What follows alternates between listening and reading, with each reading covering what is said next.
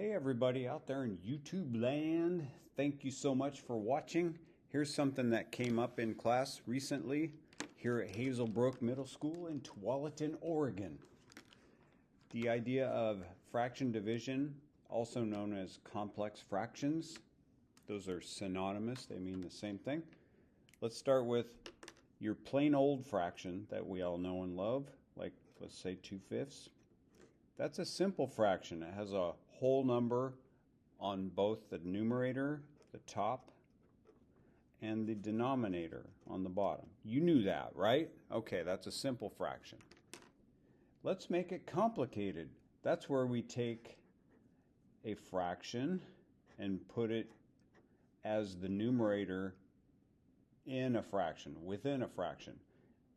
In fact, let's put a whole number on the bottom. So we have three different ways of kind of visually defining complex fraction.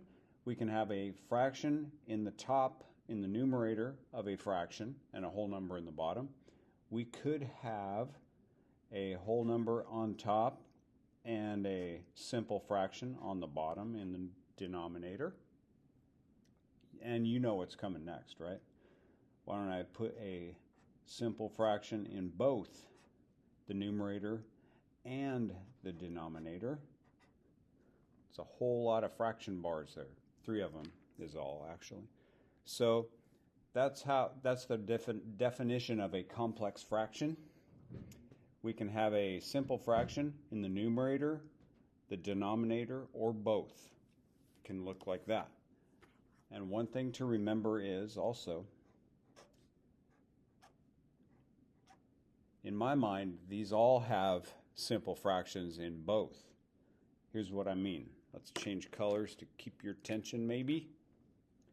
This one is really 2/5 over 3/1, or ones, three ones, whatever. Okay, and because a whole number, when we're talking about ratios and unit rates and things like that, the 1 means something, so we keep it there. So this one also has a fraction, 4/1, in the numerator, and the 3/7 on the bottom. And in addition, our third example there is obvious. We already have 2.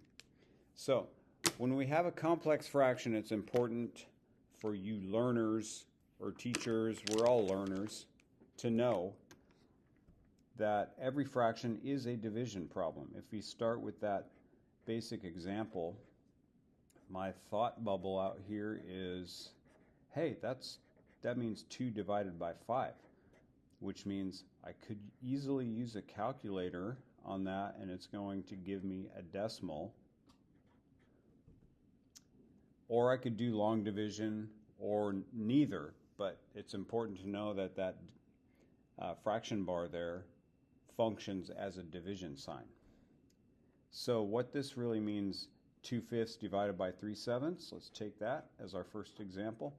2/5, instead of the fraction bar, let's make old school division sign because it's fun and it's nostalgic.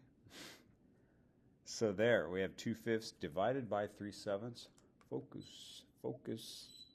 There we go, focus, Freddy. We're going to change this into a multiplication problem.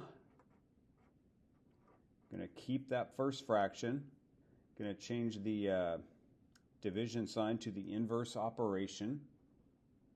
When we do an inverse operation, we're going to take the reciprocal of this second fraction. That's a separate video. What is a reciprocal? It's when you have any two values that multiply to make a product of 1. So in this case, that's 7/3, because, sidebar here, if I take 3/7 times 7/3, I get 21/21, which is 1. That's why they're called reciprocals. Sidebar lesson right there. You're welcome. Anyway, back to this one. The reason why we like to change it to a multiplication problem, because you might be wondering, why should I go through all that? It's true. Let's keep life simple if we can, and this does that. Wouldn't you rather just multiply straight across 5 times 3? I sure would. And 2 times 7 straight across and I get 14/15,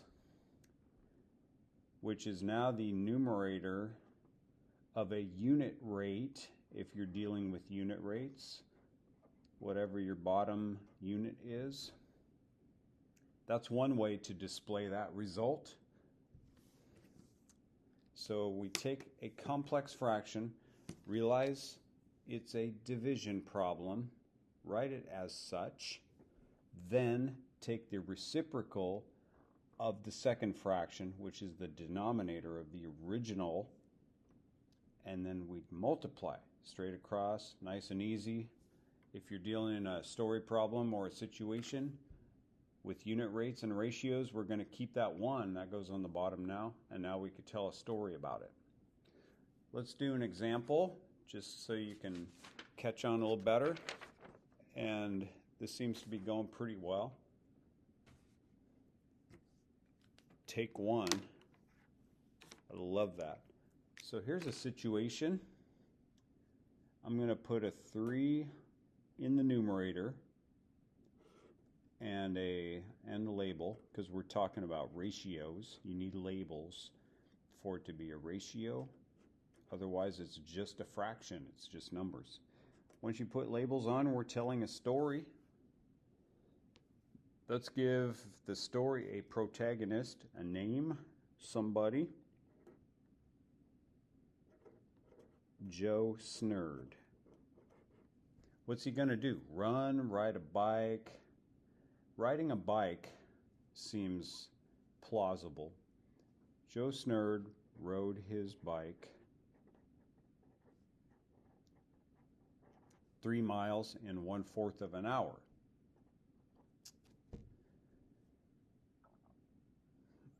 What is the unit rate of his speed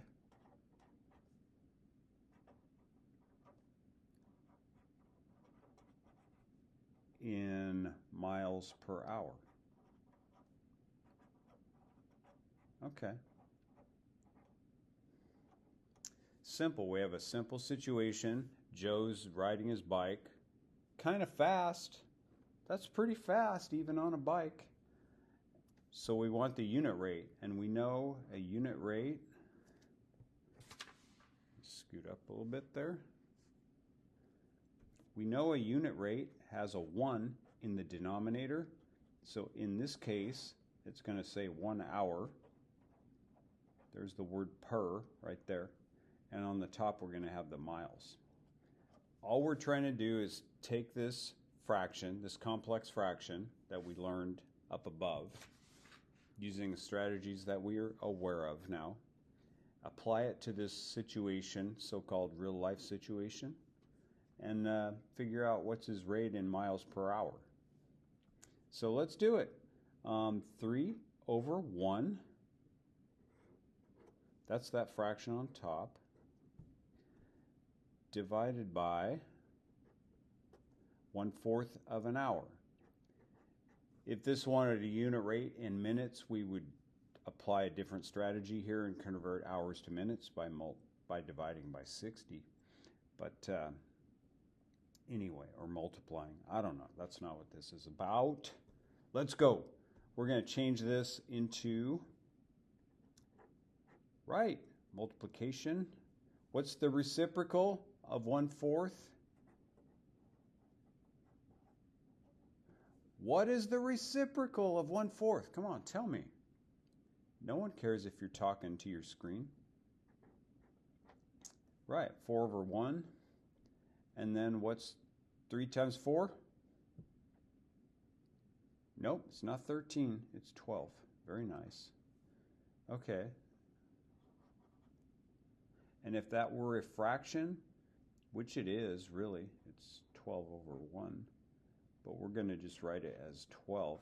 12 miles an hour. There's a case where you could see the word "an"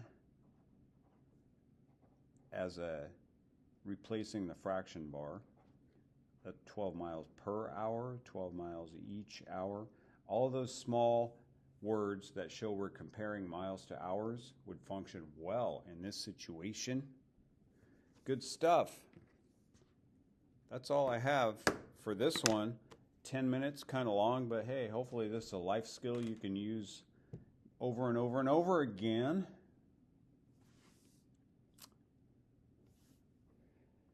Complex fraction division. Flip that denominator and multiply by the reciprocal. That's that. Thanks for watching so much and watching. Thank you so much for watching as well. Goodbye.